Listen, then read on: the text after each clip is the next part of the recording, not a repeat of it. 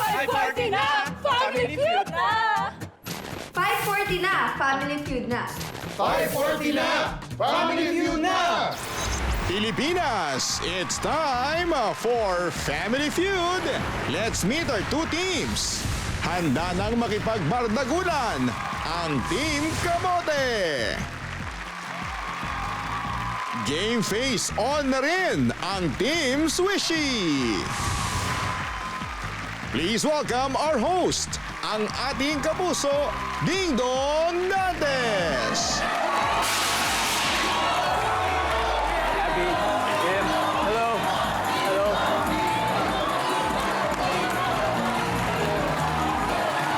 Hi, Micah. Hi, Leia. Enjoy.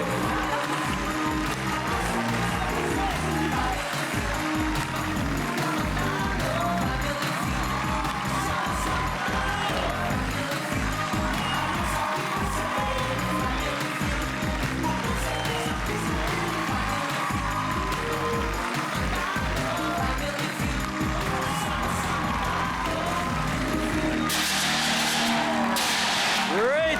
Thank you. Good afternoon, mga kapuso. Sino ba sa inyo nagpaplanong pumunta ng beach ngayon? Lahat pala. Sino naman sa inyo gusto pumunta sa Baguio para magpalapalamig? Ano ba talaga? Saan ba? Beach o Baguio? Eto, sino naman sa inyo ang walang budget kaya sa bahay nila? Okay lang yan. Dahil siguradong winner ang summer nyo kung manunood kayo dito sa pinakamasayang family game show sa buong mundo, ang... Yun! Mga produkto po ng one of the most successful collegiate volleyball programs sa bansa ang maglalaro ngayon, the De La Salle Lady Spikers. Kaya kilalanin natin ang unang team, ang Team Kamote. At ang leader nila today, sa dati pong miyembro ng Philippine Women's Volleyball Team, ang OG middle blocker, si Chang Abby Maranyo. Hello! Hi, Chang Abby. Hi, Kuya! Hello, welcome to Family Feud. Sino-sino ang kasama mo sa Team Kamote ngayon? Kasama ko ngayon yung setter namin, si Kim Fajardo. Hello, Kim. Another setter, si Julia Coronel. Hi, Julia. And then, opposite hitter, si Leila Cruz. Wow! Abby, bakit Kamote ang pangalan ng team natin ngayon? Kasi pag si Coach Emil naiinis na siya or nakukulitan siya sa amin, sinasabi niya, mga kamote kayo! Yun talaga. Tumatatak na ang ibig sabihin ay, pag kumakamote, medyo... Tuliro na.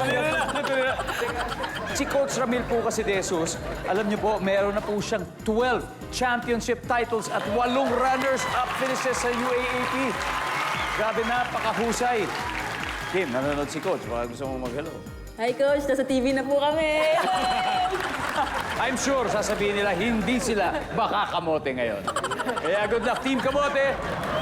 Kilalanin natin ang kabilang team, Team Swishy. At tumata yung leader po nila ay ang dating member ng Philippine Women's Volleyball Team. Rumarakit din bilang model. Please welcome the middle blocker from Concepcion, Tarlac, Majoy Baron. Hi, Majoy. Good evening! Good evening, Majoy. Majoy, sino-sino kasama sa team ngayon? Pinapakilala ko ang aking mga teammates. Start tayo sa aming gentle giant na si Thea Gagate. Hi, Bea. Next, ang aming mapang-asar na teammate, si Jolina De La Cruz. Hello, Jolina. And ang aming paganda na teammate, si Michael La Rosa. Hello, Micah. Okay, so kung sila, yun na yung etymology ng Team Kamote, ano naman ang Swishy, Team Swishy? Ang Swishy parang short term for sisters. From Swishters, naging Swishy. Oh, wow! Meaningful! Grabe. Alam nyo, yung kapatid ay naglaro na rin dito, si Seven. Kamusta yung kwento niya sa experience niya dito? Okay lang naman. Yeah, super nag-enjoy siya nun. May mga tips ba siyang binigay sa'yo? Wala nga eh. Ang bait na kapatid. Hindi, anyway, alam niyo, napansin lang natin, mas matatangkad ang Team Swishy.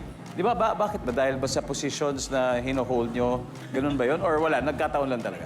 Nagkataon lang. Nagkataon lang. Pero ibig sabihin mo, may advantage kayo manalo ngayon? Baka yung hangin sa taas, mas iba. Mas swerte. Anyway, eto, magkakaalaman na tayo dahil alam ko pareho kung competitive po ang mga players natin ngayon. Kaya Abby and Majoy, are you ready? Ready! Okay, let's play round 1.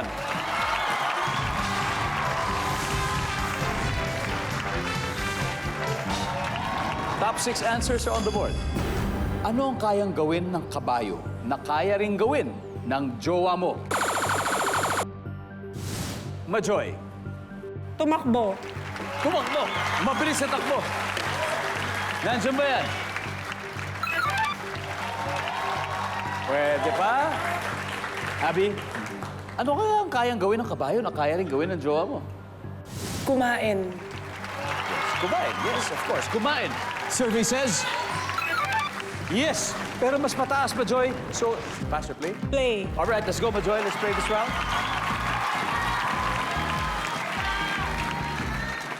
Thea, anong kayang gawin ng kabayo na pwede rin gawin ng jowa? Tumalon. Tumalon! Nandiyan ba yan? Zelina, anong kayang gawin ng kabayo na kaya rin gawin ng jowa mo? Manipa. Hoy! Malakas-lakas na sipa yun. Meron. Nandiyan ba yan? Manipa! Goy! Solid. Maika, anong kayang gawin ng kabayo na kaya rin gawin ng jowa mo? Matulog. Matulog. Survey says, wala. Majoy, kayang gawin ng kabayo na kayang gawin din ng iyong jowa? Maligo. Maligo. Survey says, wala. Okay. Team Kamote, Adel. Thea, kailangan makuha mo to. Kayang gawin ng kabayo mo na kayang gawin ng jowa? Maglakad. Maglakad. Survey says, oh, isa na lang, Jolina. Kayang gawin ng kabayo na kaya rin gawin ng jowa mo? Dumume. Dumumi! Nandiyan ba yan? Wala. Okay. Team Kumotes, team tayo, Lila. Ano kaya? Umihi po. Mihi, Julia. Magingay. Mag-ingay, Kim. Magingay. Mag-ingay din. Tsaka, Abby, kayang gawin ng kabayo na kaya rin gawin ng jowa mo for this round. Ano kaya to? Mag-ingay. Mag-ingay. Nandiyan ba yan? Survey.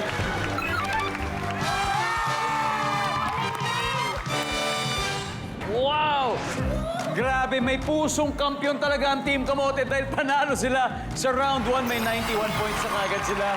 Team Swishy, ayun, grabe. Siyempre naman alam natin kakailanganin nyo humabol sa susunod. Don't worry about that. And welcome back to Family Feud. Mahuhusay na volleyball players ang naglalaban po ngayon. So far, Team Kamote pa lang nakakascore. May 91 points na sila. At I'm sure gustong-gusto lang makabawi ng Team Swishy. Kaya tawagin na natin ang OG setter from Calatagan, Batangas na si Kim Fajardo. At ang Cebuanang middle blocker na si Thea Gagata. Let's play round 2.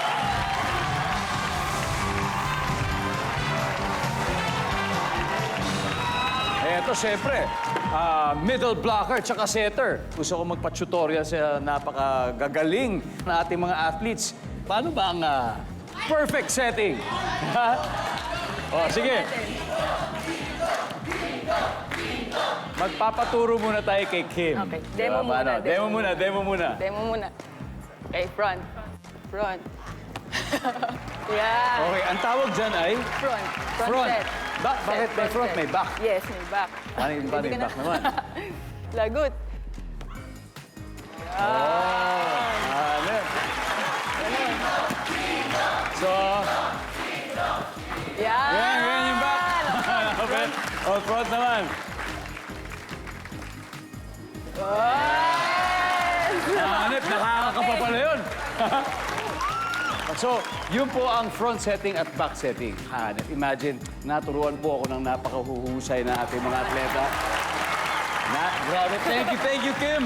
Thank you, Thea. At ito totoong laban. Pero dito walang turuan. Okay? Top 7 ang hinahanap natin. Kayang-kaya niyo to. May narinig na ingay si Mrs. mula sa loob ng cabinet. Ano kaya yun? Go. Thea. Daga. Daga! Top answer, Thea. Pass or play? Play. Ito, babawi na Team Swishy. Let's go! Jolina, may narinig na ingay si Mrs. mula sa loob ng cabinet. Ano kaya yun? May nagtatagong bata. Kasi naglalaro ng taguan siguro. Yes, naglalaro ng tago-tago, May nagtatagong bata. Micah, may narinig na ingay si Mrs. mula sa loob ng cabinet. Ano kaya yun? Ipis. Ibis! Nandiyan ba si Ibis? Yes. Majoy, may narinig na ingay si Mrs. mula sa loob ng cabinet. Ano kaya yun? Pusa. Pusa! Services? Pasok! Thea, narinig na ingay si Mrs. mula sa loob ng cabinet. Ano kaya yun? May sira sa loob ng cabinet. May sira sa loob. Parang yumayanig, mag-isa. May crack. Wow! O, nandiyan, may sira daw. Wala. Jolina, may narinig na ingay si Mrs. mula sa loob ng cabinet. Ano kaya yun? May lindol. May lindol. Gumagalaw yung cabinet. Marami rin umiingay bukod sa cabinet. Services? Lindol sa loob. Team Kamote, Adel. Micah, may narinig si Mrs.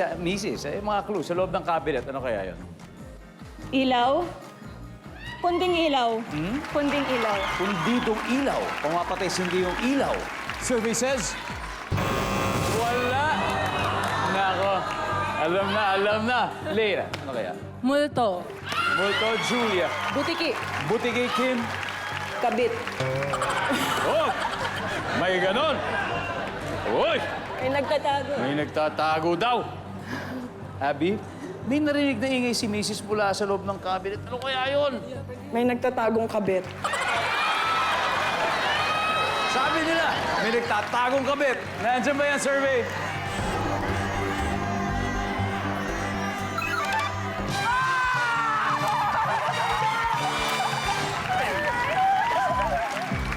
Let's see kung ano ang mga hindi nahulaan. Number 6. Number 5. Baka nahulog. Grabe, back-to-back wins ang Team Kamote. They now have 172. Pero gaya sa volleyball, walang nananalo sa dalawang sets lang. Kailangan ng manalo sa susunod na round ang Team Swishy para hindi matambakan, okay? Welcome back po to Family Feud. Siyempre, winner ang summer ngayong gabi dahil volleyball champions ang naglalaban. At siyempre, dahil nandito na tayo sa isang game, may isa pang mahusay na setter na kasama natin dito sa studio. Audience, wala iba kundi si Camille Cal. Camille. Yan. At syempre, ito dahil alam ko may ano ka rin, may mga tatayaan ka dito sa mga dalawang teams na to. Pwede ba makakuha siguro? Baka may special message ka para kay Abby. Baby, galingan mo Take mo na, Ano may sagot kay Abby? Siyempre, baby, para sa kabuhayan natin to. Camille, sana next time makalaro ka at makasama ka dito. Sana po. Alright, that's what to meet you, Camille. Enjoy the show. Alright, balik po tayo sa game. After 2 rounds, ang Team Kamote, 172 points. Team Swishy, wala pa. Baka eto na, kaya tawagin natin ang setter from Taguig City na si Julia at ang outside hitter from Bulacan na si Jolina De La Cruz. Let's go, Julia and Jolina.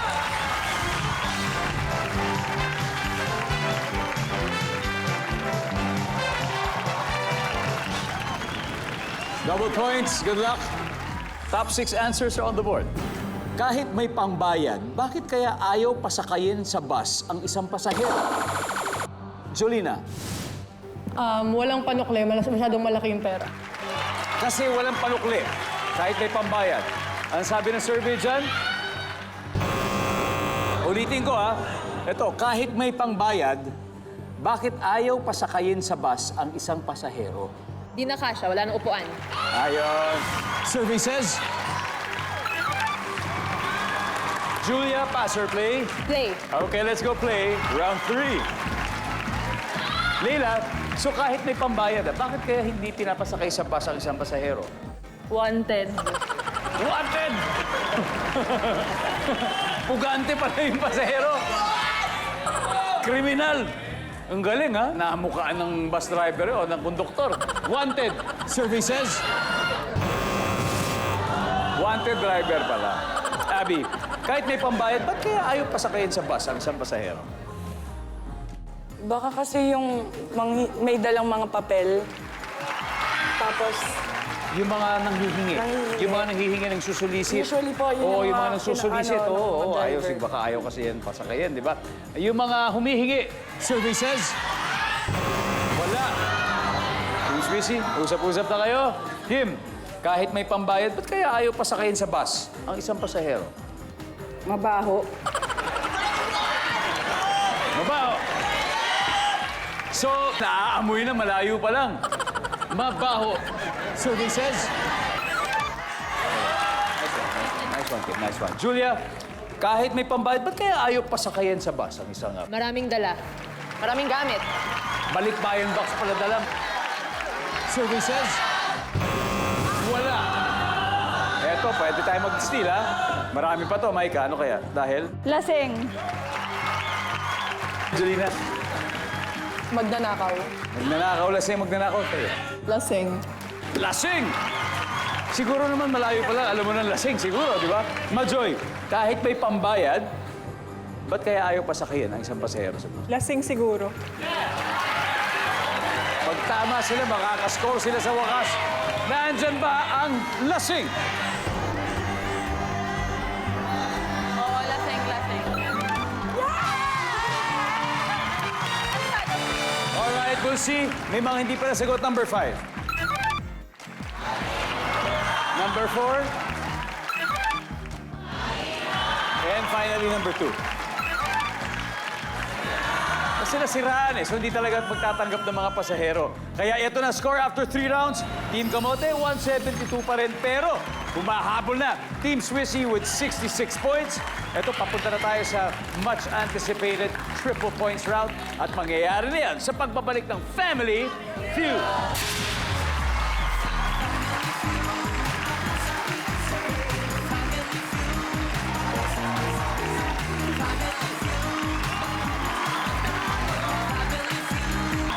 Nakatutok pa rin kayo sa Family Feud. Nako, sobrang winner ang summer episode ng Family Feud ngayon. At siyempre, alam niyo kung bakit. Kasi siyempre dahil sa mga manonood na isa-shoutout natin. Sila po ang ating loyal viewers from all over the world. Lalo na sa mga taga Talisay City, Negros Occidental, Western Bicutan, Taguig, 13 Martires City, Cavite, Ozami City, Misamis Occidental, at Angat, Bulacan. Kaya maraming salamat po sa inyong walang sawang panonood sa amin. Kaya eto score, ha? Team Kamote leads with 172, Team Swissy 66. Kung sa volleyball, may tinatawag na fifth and deciding set. Dito naman sa Family Feud, meron tayong last head-to-head battle. At pagtatapat ang parehong opposite hitters, ang pride ng Malabon na si Leila at ang pride ng Bacolod na si Maika. Let's play the final round.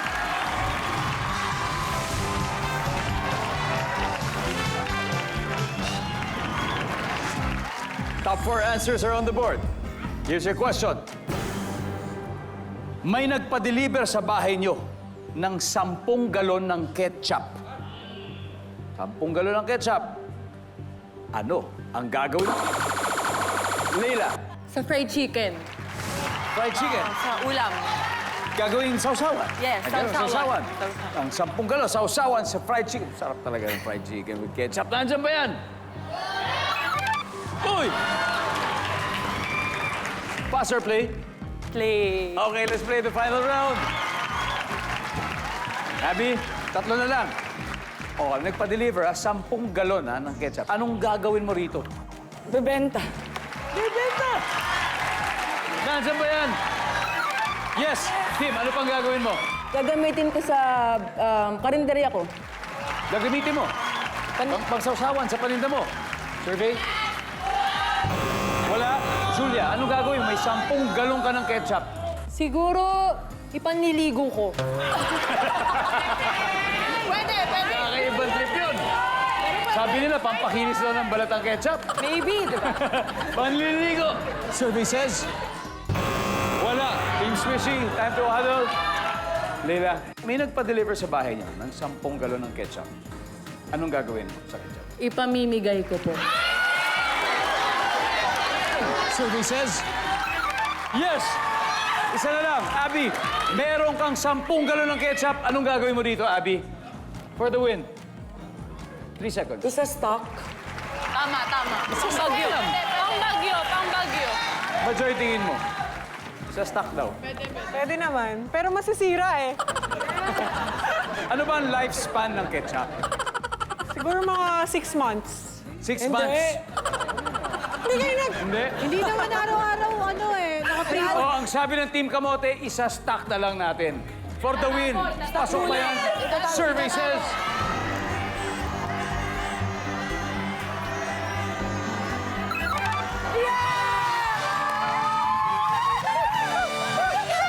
Ang ating final score, Team Kamote, 469, Team Swishy, 66. My God. Thank you. Very close, Rhea. Joy. Bigyan namin yung senior namin. Ayan naman. Tsaka puro steal sila eh. Team Swishy, mag-uuwi ng 50,000 pesos. Abby, panalo na kayo at pwede pa nating doblehin. Sino maglalaro sa Fast Money? Ako tsaka si Kim. It's gonna be Kim and Abby. Pero chill lang muna sila habang ito ibibigay na natin ang huling tanong para sa Guess to Win promo. Ito na ang chance manalo ng 20,000 pesos. Sagutin nyo lang ang tanong na ito. Magbigay ng isang sign na ang tao ay in love. A. Hindi makatulog. Or B. Hindi makaipon. Send your entry sa official Guess to Win promo website. Again, yung registered names lang ang pwede mag-claim ng premyo. Dahil kapag nanalo kayo, hindi pwede ibang tao ang kumuha niyan. Kaya please make sure na tama at kompleto ang pangalan at address na isesend ninyo. At always, palagi pong i-check ang inyong email para sa updates. Kaya ito na ang makapigil hiningang Fast Money Round sa pagbabalik ng Family Feud.